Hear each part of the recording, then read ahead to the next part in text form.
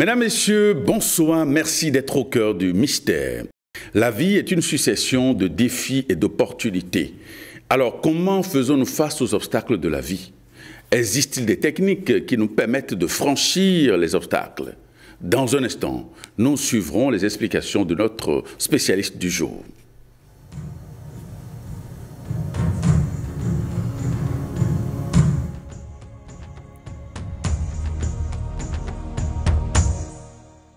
Et nous recevons ce soir Germain Aziel. Il est exorciste et spécialiste du Sanata Dharma. Germain Aziel, merci d'être au cœur du mystère. Merci. Alors, comment définissez-vous les obstacles, les défis de la vie? On parle d'obstacles quand quelque chose fait obstruction à l'énergie spirituelle de circuler librement. Et cette chose qui fait obstruction peut être nos pensées, d'accord? Ça peut être aussi également nos frustrations intérieures. D'autres choses, ça peut être encore nos actions matérielles que nous posons. Donc l'obstacle, c'est quand justement un train devait bouger, aller vers l'avant, mais quelque chose retient le moteur. Donc c'est là en fait l'obstacle. Et sur ce sentier ténébreux, c'est-à-dire que nous appelons ce monde océan de souffrance, par manque de connaissances, nous sommes souvent confrontés à certaines épreuves. Ces épreuves, nous les appelons communément dans nos langages des blocages, d'où la naissance du mot blocage spirituel. Mais étant donné que l'énergie matérielle est dirigée par l'énergie spirituelle, c'est-à-dire que le principe matériel est dirigé par le principe spirituel, face à certaines difficultés de la vie, il est recommandé souvent de prendre refuge dans l'absolu, ce qui nous permet de traverser ce que nous appelons l'océan de souffrance. Très bien. Donc c'est ça. Alors, il existe des gens qui sont confrontés de façon permanente aux difficultés toute leur vie. Comment expliquez-vous ce phénomène? Autant que nous avons tous des épreuves liées à notre niveau de conscience. Parfois, nous empruntons un sentier, c'est-à-dire qu'en empruntant le chantier, les lois de la nature, c'est-à-dire qui agissent sous la direction des lois supérieures, essaient quand même de vérifier notre sincérité sur le chantier. Je prends l'exemple du chemin spirituel. Quelqu'un qui reçoit une initiation, il reçoit l'initiation et quelques jours après, il commence à traverser des épreuves terribles. Sa femme quitte tout ce monde, ses enfants et lui-même son travail, il perd son travail, il se retrouve au chômage et puis il ne comprend plus rien autour de lui. En fait, parfois, nous aimons souvent nous identifier à ce corps physique, alors que le but de l'initiation, c'est de nous reconnecter à nous-mêmes. C'est-à-dire que c'est de commencer le chemin qui doit nous amener vers notre intérieur, c'est-à-dire le soi. Donc, en recevant par exemple des initiations, les lois de la nature vérifient si l'individu est sincère dans sa quête spirituelle. Et dès lors, la nature matérielle met sur notre sentier certaines difficultés que nous devons transcender ou bien traverser dignement afin de s'élever spirituellement. Donc parfois, ceux qui sont confrontés toute leur vie aux épreuves, ça peut être des situations qui relèvent des bilans des vies antérieures. Parce qu'il y a aussi ce facteur que nous ignorons. C'est à cause du voile de l'ignorance qui fait que nous oublions nos vies antérieures. Et la nature est tellement organisée de telle sorte que si nous nous souvenons de ces vies antérieures, ça peut nous déstabiliser. C'est pourquoi on nous demande souvent de nous focaliser dans ici et maintenant, le temps présent. C'est-à-dire que le temps est le moment présent. Ça peut être un karma. On peut également justement bloquer quelqu'un. il y a des formules qui existent dans ce monde qui, justement, permettent de limiter l'autre. Et dans l'ésotourisme, il est enseigné également que nous devons apprendre à délimiter notre espace. Et vous allez voir que l'espace est lié à 3 dimensions, c'est-à-dire sous la direction du temps éternel, c'est-à-dire le passé, le présent et le futur. Et donc l'homme est pris au piège dans cette trilogie. Et cette trilogie est également en adéquation avec le but de notre nature triangulaire. Quand je parle de notre nature triangulaire, je parle du corps physique, de l'âme et de l'esprit. Une fois, c'est-à-dire quand l'homme descend en ce monde, c'est que l'âme utilise le corps comme véhicule.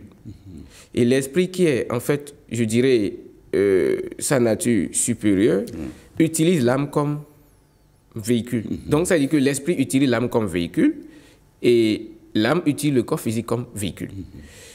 Mais dans l'âme est gravée toutes les expériences de cette incarnation.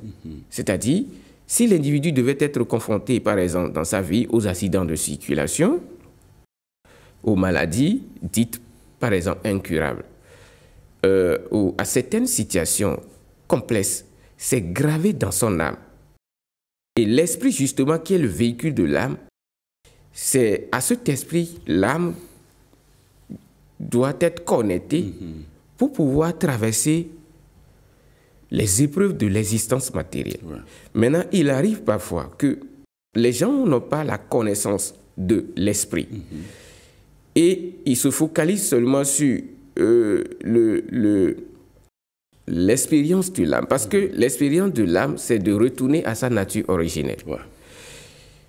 Et là, maintenant, l'individu est limité seulement entre ses épreuves et comment il doit réussir dans le monde matériel. Je m'explique. C'est-à-dire que quand je parlais tout à l'heure, j'ai expliqué que c'est l'oubli de notre identité originelle qui fait que nous sombrons dans cet océan de souffrance. Et l'esprit est notre véhicule supérieur. C'est que l'esprit utilise l'âme comme véhicule et l'âme utilise le corps physique que nous portons là comme véhicule. Mais je disais que tout ce que l'individu va expérimenter ou bien peut expérimenter en ce monde comme difficulté ou bonheur, c'est déjà gravé dans l'âme. Donc l'âme là, l'âme sait exactement ce qu'il faut à l'individu. Et l'âme également, avec le corps, travaille en adéquation avec les lois de la nature matérielle. Donc, je disais qu'il y a des gens, il arrive que certaines personnes oublient l'esprit et se focalisent seulement sur des épreuves qu'ils ont en face d'eux, c'est-à-dire qu'ils s'identifient à cette difficulté. Dès lors, on ne fait plus un travail pour se lever. On tient coûte et coûte à corriger des épreuves et on s'épuise. En spiritualité, nous ne percevons pas des épreuves de la vie comme une punition. Parce que dans la Gita, le chant de Dieu, il est enseigné dans les Védas que le Seigneur est toujours fier de son dévot. Dans les difficultés, quand l'être humain prend refuge dans l'énergie absolue, parce que cette énergie matérielle, personne ne peut la contrôler. Quand nous avons des problèmes dits spirituels, c'est-à-dire que des difficultés, on veut coûte et coûte forcer les lois de la nature. C'est qu'on veut coûte et coûte manipuler l'énergie matérielle.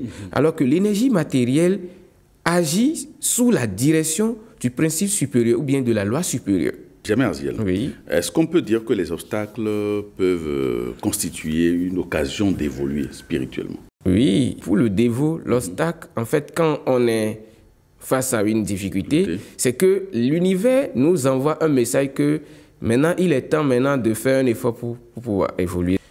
Le monde évolue en suivant des mandalas.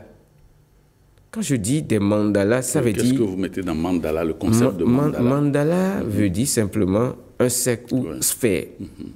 Vous allez voir dans la tradition kabbalistique, ils ont représenté ça en 10 séphirotes.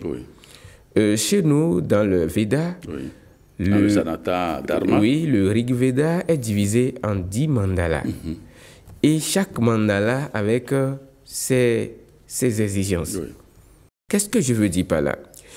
Quand l'homme quitte un cercle ou bien il quitte une séphira pour entrer dans une autre, c'est que dans la nouvelle séphira se présentent des possibilités pour évoluer et des possibilités pour régresser. Je donne un petit exemple. L'individu a évolué du niveau du bina et il descend vers Chesed, le paradis. Là, par exemple, il devrait normalement jouir peut-être des fruits de ses actions. De ses sacrifices. Oui. Parce que déjà, le bina lui impose le sacrifice. Pratique la charité, reste tranquille et sois sincère. Et c'est justement ça ce qui nous permet d'être en connexion avec l'intelligence spirituelle. Parce que l'intelligence spirituelle nous permet de se connecter à ce que nous appelons le savoir pur. Brahma Vidya, c'est-à-dire que la gnose originelle. Donc, Bina demande de faire le sacrifice. Mais il descend au niveau de Hizet, il devait profiter de son sacrifice. C'est-à-dire que parce qu'on dit pour obtenir quelque chose dans cette vie, il faut toujours faire un sacrifice. Le sacrifice, ce n'est pas forcément aller donner des fruits à une divinité, donner des animaux. Non, ce n'est pas ça. Le sacrifice aussi, ce sont nos vices intérieurs qu'on doit crucifier sur l'autel. Nos animaux intérieurs. Oui, c'est ça en fait. On dit Jésus est mort sur la croix. De façon initiatique, c'est que nous devons crucifier nos basses passions au centre de la croix. Et au milieu de la croix se trouve l'amour. Ce soleil illumine les 4 éléments de la nature. C'est ça le chemin initiatique de Jésus. Ça veut dire que nous, autant que nous sommes, nous ne devons pas rester là à dire que Dieu fera. On doit se mettre sur le chemin parce qu'il n'y a pas de récompense sans effort. On doit se mettre sur le sentier, travailler pour crucifier nos vices. Donc, à ce niveau, après avoir crucifié son vice, l'individu va profiter librement et naturellement des mérites de ses vies passées ou bien de ses actions passées. Et c'est là que vous allez remarquer dans le monde que certains ne se gênent pas pour vivre dans l'opulence matérielle. Certains ne se gênent pas pour vivre dans l'opulence spirituelle.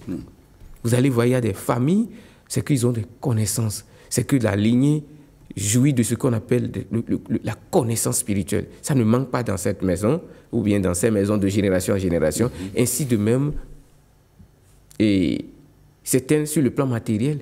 Quand on rentre dans une dimension, c'est-à-dire que dans une séphira, quand on n'est pas sincère, automatiquement les forces qui se trouvent, les lois, parce qu'il y a des lois éternelles qui sont là, qui permettent à ce que la séphira puisse contribuer à notre évolution. Quand on n'est pas sincère, on rentre dans la séphira, c'est qu'on est bloqué. C'est que les lois nous bloquent. Et quand les lois nous bloquent dans la séphira, on commence par souffrir.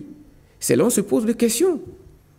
Et si on ne prend pas conscience pour pouvoir quitter cette séphira, pour quitter Hezed, pour aller au niveau de Gebura, pour obtenir la force afin de bien continuer, qu'est-ce qui se passe? On rétrograde parce que c'est là le principe. Il n'y a pas du milieu sur le plan spirituel. Soit vous évoluez spirituellement, vous régressez. Vous régressez. C'est ça le principe. Alors, si l'obstacle est dû au résultat des vies antérieures, comment doit-on faire face à ces difficultés-là? Ces résultats que nous enregistrons, notamment, comment faire face efficacement à ces obstacles qui sont considérés comme des challenges pour nous, des défis? Moi, je vais donner un petit exemple. Vous savez, chez nous, quand on vient au temple, on ne vient pas là pour attendre un miracle. Non, il faut que, bon, j'ai fait ceci, j'ai fait cela. Vous parlez de votre école à vous. Oui. C'est-à-dire qu'il faut faire ceci parce que nous avons tendance à vouloir forcer les choses. Ouais. Alors que personne ne peut contrôler l'énergie matérielle. L'énergie matérielle est très puissante. Je suppose que quelqu'un vient vers nous et qui est confronté aux épreuves de la vie et que justement, à son niveau, on doit lui donner, prodiguer des conseils spirituels initiatiques pour pouvoir faire face à sa destinée. Et là, peut-être on peut lui être aussi d'une aide secondaire. Ouais. Par exemple, il y a des formules, des mantras basiques. Si vous le permettez, je donne un petit exemple que les gens vont noter. Allez-y. Et ils peuvent s'atteler à le faire. Je vais aller mot par mot pour permettre aux gens de prendre note. De comprendre, oui, allez-y. Vakratunda. Vakratunda. C'est un mantra. Oui, c'est le nom du Seigneur Ganesh. Oui. Je vais l'expliquer tout à l'heure. Vakratunda. Mahakaya. Mahakaya. Surya Koti. Surya Koti. Sama Prabha. Neguvinam. Kurume Deva. Sarva, c'est-à-dire que S-A-R-V-A, Sarva. Karyeshu. Sarvada. Donc, c'est-à-dire que Vakratunda Mahakaya, Surya Kuti Samaprabha, Neguvinam, Kuru Medeva, Sarva, Karyeshu, Sarvada. En fait, c'est une formule justement qui demande au Seigneur Ganesh l'énergie nécessaire qui supprime les obstacles. Vous allez voir, si l'individu est confronté à une difficulté qui pèse sur lui et qui c'est karmique, s'il s'entraîne, par exemple, à réciter 108 fois tous les jours ce mantra, il va voir que ce que nous appelons ici, chez nous, souvent l'énergie de sorcellerie, on m'a jeté un sort au village, si ça t'aide à travailler rigoureusement 108 fois, parce que c'est un chiffre. Ce mantra, oui. Ce mantra, il va voir que dans la période que des obstacles, les choses deviendront beaucoup plus relaxes. Mais il faut qu'il soit sincère. En fait, c'est ça avec les mantras. Quand on n'est pas sincère, il faut qu'on soit sincère. Parce qu'on ne manipule pas les lois universelles. Ganesh, c'est le seigneur des trois mondes. Oui, quelle est la nature de Ganesh? Ganesh, en fait, c'est le fils du seigneur Shiva. Ils sont deux. Il y a Kartikeya. Kartikeya, communément, bon, si je vais ramener dans nos langages, dans le langage des Orishas, on va dire Ogu. Ogu veut dire celui qui coupe ou supprime les obstacles.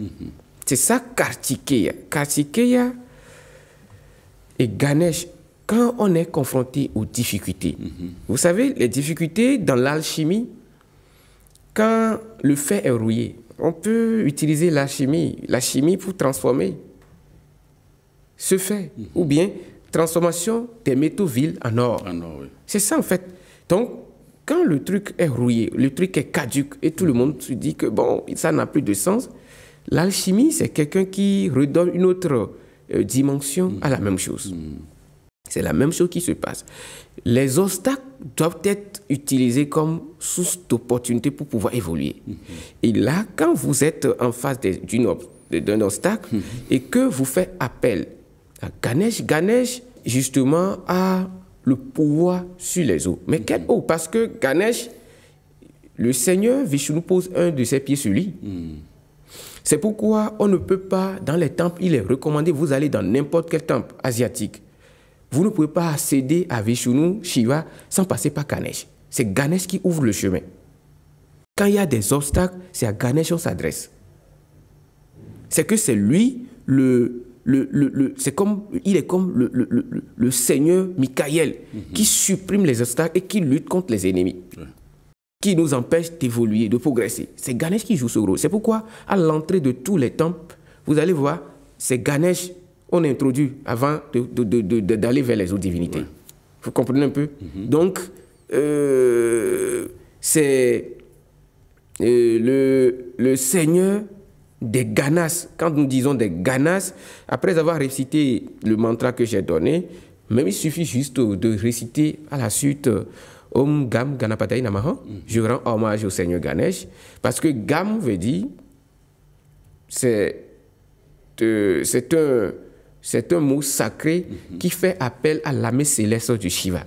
Donc ça veut dire que là on dit Om Gam Ganapataye Namaha, c'est que Gam fait recours à l'âme céleste de Shiva, qui vient pour nous soutenir dans les moments de difficulté. Alors comment expliquer que les consultations révèlent les obstacles à certaines personnes et ces personnes font tous les rituels magiques possibles mais n'ont pas satisfaction? Comment expliquer ce phénomène? Oui, le rituel, normalement, en fait, on parle de rituel, on parle de rite. Oui. Le rite, c'est des actions gestuelles. Oui.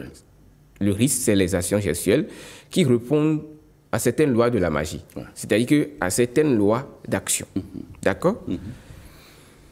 Ben, le rituel, c'est une disposition mystique que l'on met en place pour que des choses se passent comme l'on veut. Mais la volonté humaine ne dirige pas l'univers. Il y a souvent cette prétention où on peut commander l'univers. Non. Celui qui peut diriger l'univers, c'est celui qui a atteint l'unité de lui-même, la compréhension de lui-même. C'est-à-dire que, vous allez voir, il y a le sage qui dit « Montrez-moi le point d'appui et je soulèverai le monde. » C'est-à-dire que lorsqu'on trouve ce point unique, ce point central de notre vie, on devient un avec l'univers. C'est ça même le mot univers. Quand on consulte et qu'on dit « Vous devez à telle divinité », les divinités ne sont pas en dehors de nous. Tout ce qui existe dans cet univers matériel, notre dimension terrestre, se trouve en nous.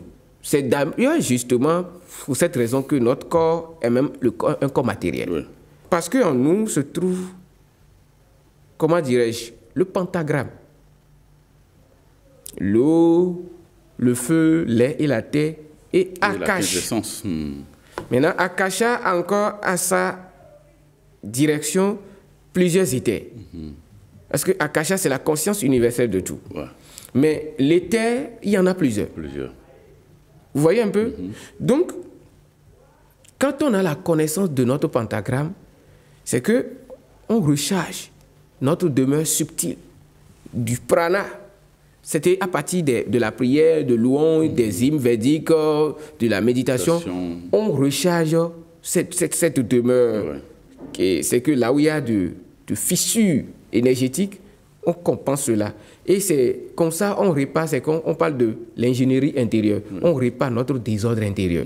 C'est en réparant le désordre intérieur qu'on arrive à avoir d'équilibre sur le plan externe. Maintenant, il peut arriver que certaines personnes ne sont même pas intérieurement équilibrées, mais qu'ils ont des possibilités extérieures en abondance. Ouais. Tout cela est dû aussi aux actions des vies antérieures. Tout à fait.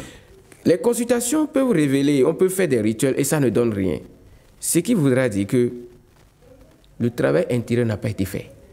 Et c'est ça le problème de notre société. Quand des gens viennent vers des spiritualistes, ils veulent qu'on fasse des miracles pour eux, ils ne veulent rien faire. C'est que, bon, je vous donne de l'argent, faites-moi le travail.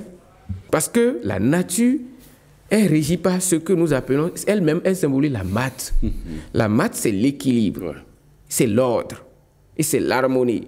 Donc, tout ce que nous voulons en nous-mêmes, il n'y a pas le germe de cela, mais c'est que nous voulons tricher. À un moment donné, on bloque la demande. Ouais. Les lois bloquent cela. Et quand les lois bloquent, ça revient vers nous comme encore autre difficulté. Vous allez voir, il y a des gens, maintenant, ils font des rituels de retour d'affection. Ils en souffrent beaucoup. C'est que ça ne donne pas d'effet voulu. Et maintenant, il devient encore très attaché et il en souffre. Ça veut dire que à l'intérieur, il y a un blocage. Il y a un blocage quelque part. Il y a un blocage quelque part. C'est-à-dire que soit l'individu lui-même est fermé. Oui. ou bien est bloqué au niveau de Vénus. Oui. Soit un des chakras n'est pas aligné, mais ce qu'il est en train de déclencher à l'extérieur ne trouve pas son répondant à l'intérieur. Or, comme c'est l'intérieur qui devient l'extérieur, si ce que nous faisons à l'extérieur ne répond pas à l'intérieur, ça ne donnera pas de résultat et ça va produire encore d'autres souffrances. Alors, comme vous l'avez dit, ces blocages sont souvent liés au dysfonctionnement au niveau des chakras. Oui. C'est-à-dire les centres d'énergie que nous avons, de la colonne vertébrale jusqu'au sommet du crâne. Alors, expliquez-nous, comment définissez-vous les chakras? Chakra veut dire simplement roue. C'est-à-dire que les roues qui nous permettent d'évoluer. Ouais.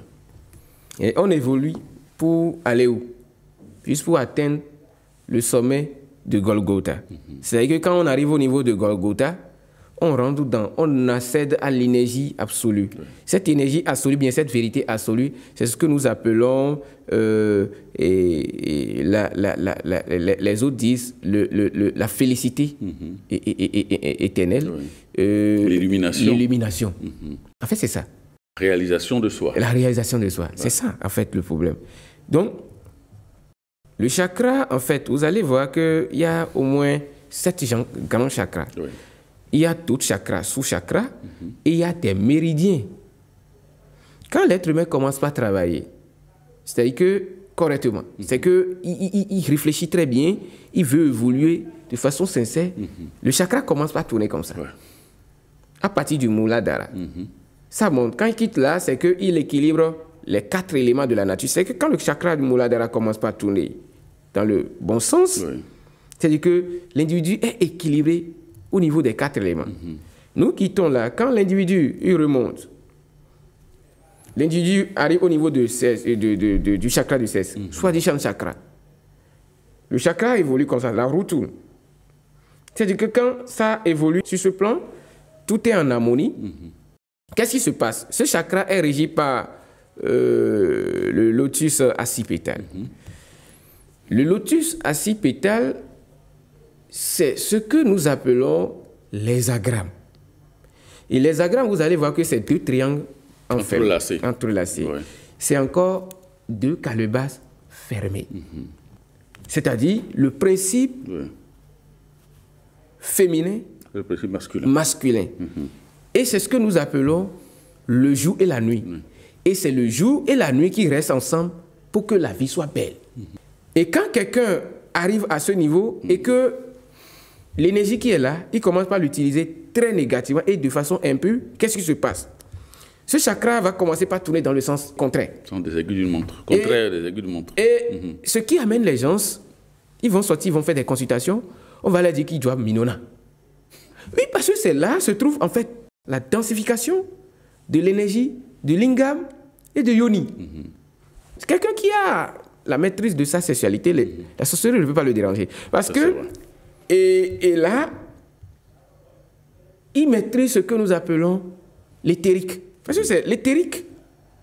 Le sorcier manipule l'énergie éthérique. Et lorsque vous avez la connaissance, la maîtrise de votre énergie éthérique, le sorcier vous laisse tranquille. Parce que le sorcier, c'est aussi un agent du yoga maya. En fait, c'est pour vous éprouver, pour que vous puissiez travailler spirituellement. Si quelqu'un est dérangé par la sorcellerie et il en souffre, c'est dit qu'il ne travaille pas spirituellement.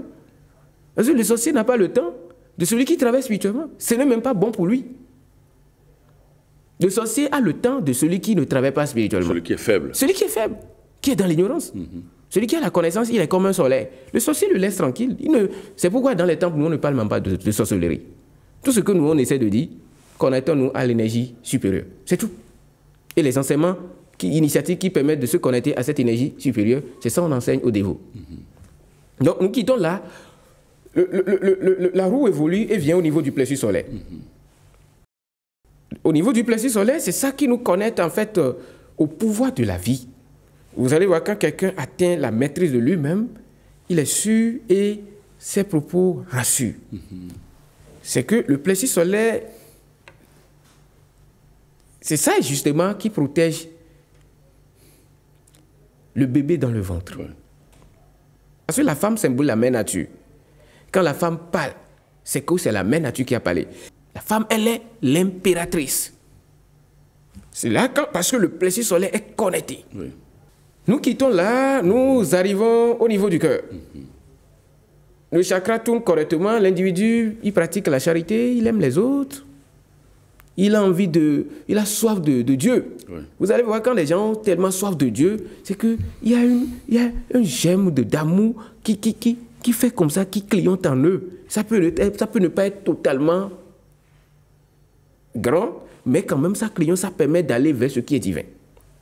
Mais quand ce chakra tourne dans le sens contraire, on a envie de détruire. Et vous allez voir qu'il y a des gens dans nos sociétés, eux là, vous allez vous demander s'ils sont des êtres humains. C'est qu'ils sont là pour détruire.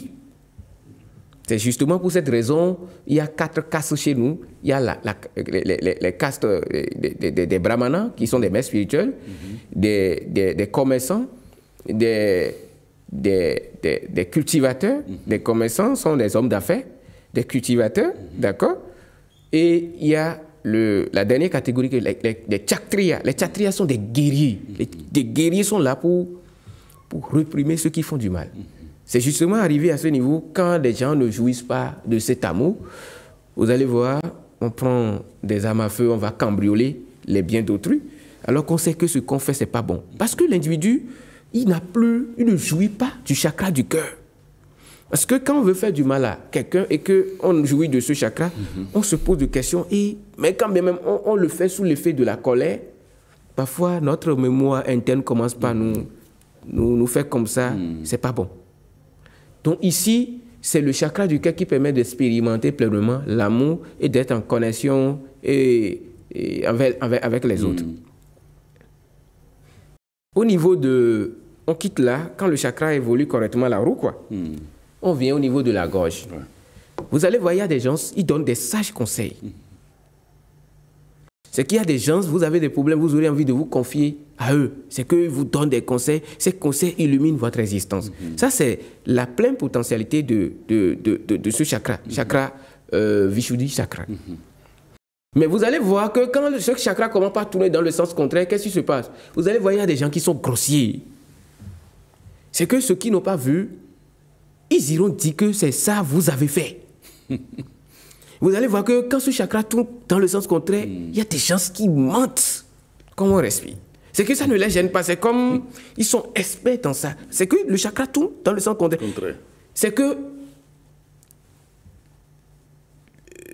ce chakra, on l'appelle le chakra du verbe originel. Gorge, Vishuddha.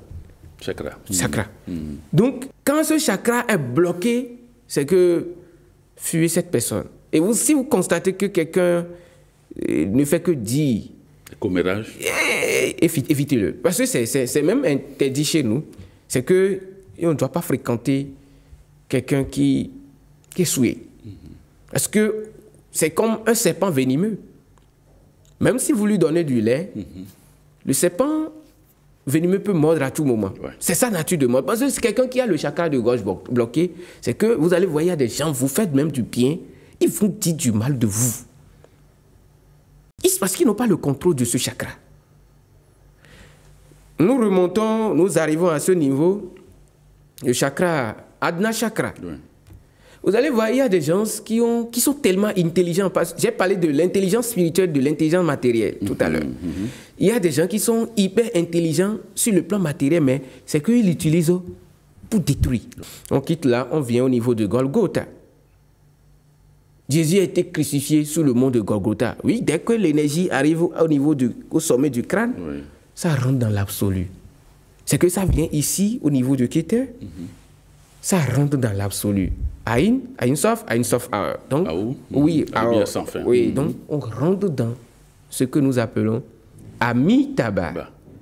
Aujourd'hui, par le sondage de la main, on peut voir le niveau du chakra, comment il est et tout. Il est souvent dit que lorsque l'homme rencontre des obstacles, il devrait faire recours au dieu du feu et du fer pour débloquer la situation. Alors comment ce dieu peut-il nous aider à affronter, vaincre et enlever les obstacles? Bon, je donne un petit exemple. Il était une fois, dans la sagesse de Ifa, les les signes étaient partis à une mission. Oui. Les signes du IFA. Et arrivés là-bas, ils ont été emprisonnés. Les signes ont été emprisonnés. Oui. Mais pour les ramener à la maison, c'est le signe Gouda Fligbi qui est parti ramener ses frères à la maison. Bon, bref, c'est pour dire quoi? Dans ce monde matériel, c'est comme une terre remplie des herbes. Oui. Naturellement, quand la voie où on a des obstacles en ce monde, c'est que c'est le dieu du fer que nous appelons communément Ogu. Quand on dit Ogu, ce n'est pas forcément le fer. C'est également le feu transformateur. C'est le Ogu que nous utilisons à la maison pour préparer à manger. C'est le Ogu, notre mamite là, c'est Ogu. Ciseaux, c'est le Ogu. Notre véhicule que nous conduisons, c'est le goût. C'est le fer. C'est le feu. C'est masse. Donc, il n'y a pas cette existence sans le Ogu. Nous vivons communément grâce au goût.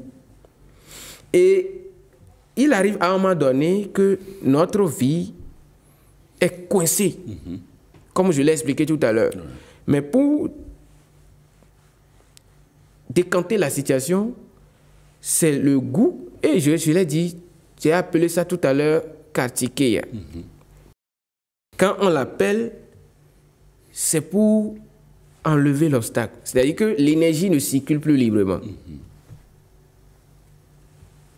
Quand on fait recours au Dieu qui supprime les obstacles, c'est pour enlever les obstacles, pour permettre à ce que l'énergie puisse circuler librement. Donc, c'est ça ce qui se passe très souvent. Ça peut être nos sentiments. Vous allez voir, plus, par exemple, il y a des gens qui sont très colériques. Et plus ils s'énervent, plus c'est que leur lumière diminue et puis ils s'environnent de ce que nous appelons leur aura est souillée de énergies sales. Ouais. Et vous allez voir, quand plus l'aura est souillée, on est facilement accessible aux sales vibrations. Mais quand on utilise le feu transmuteur purificateur, ce feu est l'élément le plus grand purificateur de notre cosmos. Ouais. C'est qu'il n'y a pas ce déblocage sans le feu. Le feu purifie et nettoie et sans se souiller lui-même. Vous allez voir le fer qu'on a utilisé pour faire une voiture, on peut encore réutiliser ce fer pour faire autre chose. C'est ça en fait l'alchimie. Ouais. Et les dieux du feu et du fer nous aident à faire ce travail alchimique en nous. Parce que le feu, le fer se trouve également en nous. Aujourd'hui, quelqu'un est malade, il va à l'hôpital, on dit qu'il manque de fer. Donc, c'est-à-dire qu'il n'y a rien dans cet univers matériel qui soit en dehors de nous, tout est en nous. Oui. Donc, aussi de même, en nous se trouve dans un canal ce Dieu de Ogu, oui, et que nous devons vénérer ou bien activer par certains mantras pour se connecter à la pure énergie de l'existence matérielle. Très bien. Alors, on constate également que lorsque les gens prennent l'ascension spirituelle, ils sont de plus en plus, disons, tentés, perturbés. Comment peut-on expliquer ce phénomène? Oui, c'est le chemin de l'ermite. La vie du spirituel, c'est le chemin de l'ermite. Vous allez voir que... Comme ça se précise dans le tarot. Oui, vous allez constater que l'ermite, il a une lampe torche dans la main. Ouais. Et il a sa canne. Il marche dans l'obscurité. La lampe, c'est la connaissance. La canne, c'est la sagesse. Connaissance et sagesse permettent de marcher dans cette vie. C'est-à-dire, on peut avoir la connaissance sans la sagesse. La sagesse, en fait, c'est la conciliation du yin et yang. C'est la synthèse du yin et yang qui donne ce qu'on appelle la sagesse. Vous allez chez un vieux, deux enfants se disputent, ils se sont bagarrés. L'un a tort, l'autre a raison. Mais au lieu de juger, de trancher l'affaire pour frustrer l'un et l'autre encore, ça veut dire que vous perdurez le conflit. Qu'est-ce que le sage fait? Il essaie de dire vraiment, ce que toi tu as fait, c'est pas bon. Tu aurais pu faire comme ça, comme ça. Toi aussi, ce que tu as fait, tu ne devais pas riposter. Tu aurais pu faire comme ceci, comme cela. Maintenant, vous deux, vous avez tort. Maintenant, voilà. C'est ça, la sagesse. C'est la conciliation de ce qui est dualiste. Le yin et yang, ça devient une synthèse évolutive. La connaissance, quand même, c'est ça qui nous permet, c'est la lumière de l'existence matérielle. Celui qui n'a pas de connaissance, on dit qu'il est ignorant. Et l'ignorant, il subit les influences. L'ignorant, en fait, c'est que l'ignorance, ça n'a pas d'excuse en ce monde. C'est que vous êtes dans l'ignorance, vous allez subir, en fait, les choses dans le monde. Quand quelqu'un commence un sentier spirituel, une véritable initiation, qu'est-ce qui se passe généralement? Quand on reçoit la première initiation, par exemple chez nous, si dans le passé, l'individu il se comportait très très bien, il avait une vie de vertu, quand il reçoit l'initiation védique par exemple, le karma négatif est brûlé et tout de suite les actes méritants qu'il a eu à poser, il commence par jouir de ça. C'est que ça ouvre des portes sur le plan spirituel et matériel. Mais si jamais cet individu dans la vie, c'est que dans le passé, c'était très très très mal comporté, quand il reçoit l'initiation, le karma est brûlé, il sera confronté aux épreuves très, très difficiles. C'est ça ce qui arrive même sur le plan de purification. Quand vous commencez une purification et qu'il y a eu trop de désordre cumulé dans la vie, quand on déclenche la purification, c'est que ça brûle la négativité et on est confronté à certaines difficultés où on a envie de démissionner. C'est pourquoi sur le sentier de initiatique, on doit cultiver la règle du Suisse. Vouloir, oser, savoir, se taire. Les 4 règles. Oui, du Suisse. Donc, le sentier de l'initié, c'est comme le sentier du fil à rasoir. C'est pas facile. C'est vrai, vous voyez, nous parlons ici, mais la vie du spirituel, ce n'est pas facile. Alors, quelles sont les méthodes requises par l'ordre védique pour permettre à l'être humain d'affronter les défis de la vie? Instruit. En fait, connecter l'individu à la lignée disciplique. C'est-à-dire, nous appelons ça le parampara. Le parampara, ça veut dire la succession disciplique. Quand quelqu'un est dans l'ignorance et qu'il reçoit une initiation de parampara, pas parampara, il est connecté à toutes les lignées discipliques depuis jusqu'au millénaire passé, antérieur. C'est comme quelqu'un qui est pourchassé par des voleurs, 4 voleurs. Et arrivé à un carrefour, il trouve 4 véhicules des militaires lourdement armés. Il sera rassuré. C'est qu'il n'aura plus peur des voleurs. C'est ça la vie, en fait, en ce monde. Quand on est pourchassé par notre ignorance, on vient dans les temples, on reçoit l'initiation. Ces énergies illusoires qui nous pourchassent vont commencer par nous fuir parce qu'on voit que vous devenez un enfant chéri de l'univers. C'est-à-dire que l'initié, c'est l'enfant chéri de l'univers. C'est ça, quand Jésus a été initié, on dit, l'esprit est descendu et puis on dit mais que celui-ci est mon fils bien-aimé. L'initié est le fils bien-aimé de Dieu. Et deuxième chose, nous mettons en place l'enseignement disciplique. C'est-à-dire que l'enseignement qui est suivi depuis des millénaires. On met à la portée du disciple, de l'étudiant, ou bien du dévot. Et cet enseignement, c'est ça, en fait, en appliquant cet enseignement, il est connecté à l'énergie. À l'énergie, c'est que des 3 gunas de la nature. C'est-à-dire que, comme nous disons, le Shiva Tattva, Vishnu Tattva et Brahma Tattva. Donc, il est connecté aux 3 canaux. Parce que l'enseignement, en fait, l'enseignement d'une école, qu'est-ce qui se passe? Les gens veulent des pratiques, mais sans respecter les enseignements. C'est l'enseignement qui permet quand même de grandir en énergie et en connexion avec la lignée disciplique. Et la troisième chose, les pratiques spirituelles, les sadhanas. Parce que nous avons des sadhanas qui nous permettent quand même, face à cette difficulté, il faut appliquer tes sadhanas. Et peut-être, il y a ce que nous appelons le Taraka mantra. C'est le mantra qui nous permet de traverser l'océan de la vie, que nous appelons Om Namo Narayanaya. C'est-à-dire que Narayana, c'est le Seigneur qui est assis dans les eaux primordiales.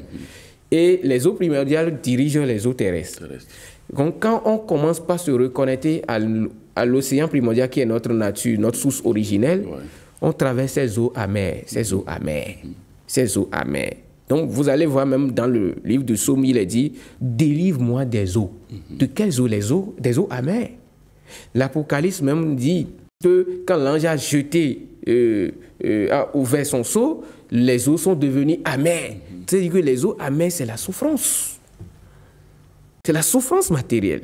Donc, pour traverser la souffrance matérielle, au lieu de poser encore des actions rituelles qui nous enchaînent à l'énergie matérielle, il faut se connecter seulement à Narayana. C'est lui qui va nous permettre de traverser cette océan. Merci Aziel Germain, merci pour toutes ces informations que vous donnez et ces explications que vous donnez aux téléspectateurs. Et je rappelle que vous êtes exorciste et spécialiste du Sanatha Dharma. Merci infiniment. Amis téléspectateurs, merci de nous avoir suivis et à très très bientôt.